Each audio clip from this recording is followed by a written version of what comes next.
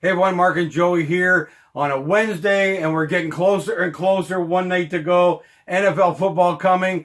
Do want to talk about the 4 quarters of feature news, which we're going to talk about on an ongoing basis of the features that are happening in the NFL. I also want to first mention the website, obviously, ultimatesportschannel.com. If you're a new watcher, go there and see everything about the show, as well as all sports. We have a sports feed there. Gives you everything happening every single day, and you'll love that going there. You'll get a chance to see our sponsors as well, and all the places that you can find us, whether you want to see us on video or you want to see the audio, or listen to the audio podcast. You can get all that on the website. But Joey, this is the NFL 4 quarters of feature news, and the feature this week is the Colts. What else could it be? Contracts. And starting with the Colts, which is going to be our quarter one, is the Colts have made 2 big contracts to 2 quarterbacks that I think are absolutely ridiculous. But as we know, Andrew Luck retired. We tackled that a lot. I'm sure everyone has in the NFL world. But the Colts went out and made 2 big signings. They, first of all, extended Jacoby Brissett without playing a game.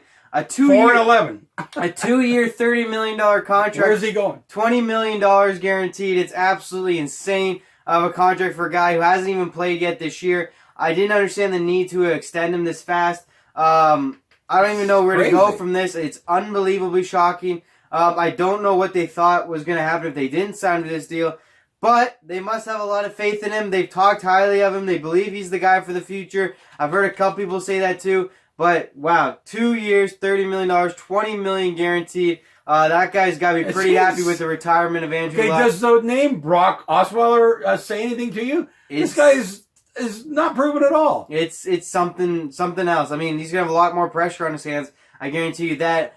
Going on this season with that contract, that's absolutely absurd. But we'll see how that plays out for them. They also made another contract that I thought was very, very smart. Yeah, it was a good veteran sign. They signed Brian Hoyer.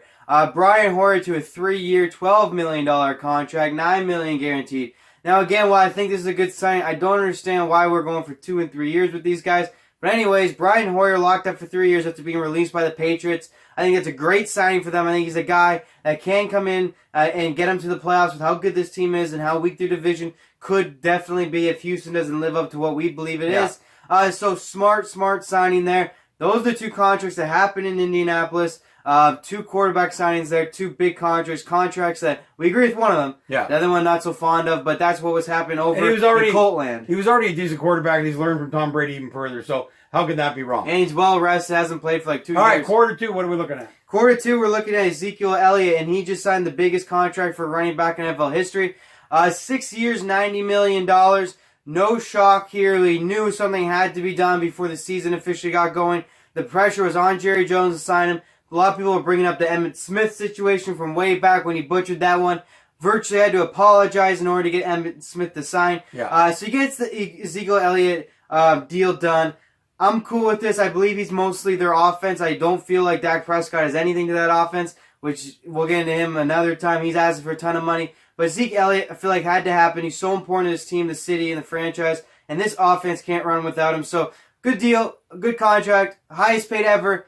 But running backs are getting a lot more money and a lot more respect these days. Crazy. So I guess good for him. What's also interesting is the whole offensive line is locked up for 4 more years as well. So they know with Elliott back there, the offensive line and him are going to work well together. Well, we have a little bit of a different opinion on running backs and the fact that we've seen running backs like in Seattle, which is our home team, essentially get a good offensive line. There's a million running backs who can run through that line. I agree there. I don't know about this kind of money. But you know what? Jerry Jones is a billionaire, so who really cares? He's able to do what he needs to do. It's all about the cap. And they know how to fit shit in the cap. The cap's the most ridiculous thing I've ever heard anyway, because they find all ways around it. But anyway, good for them. I'm a former Cowboy fan before we lived in Seattle, and I'd like to see them do well. They certainly spent the money, and they need to bring a Super Bowl home. And the guy following this is going to be Jason Garrett's going to get fired, because I don't think Elliott's going to make that big a difference. So the pressure's on.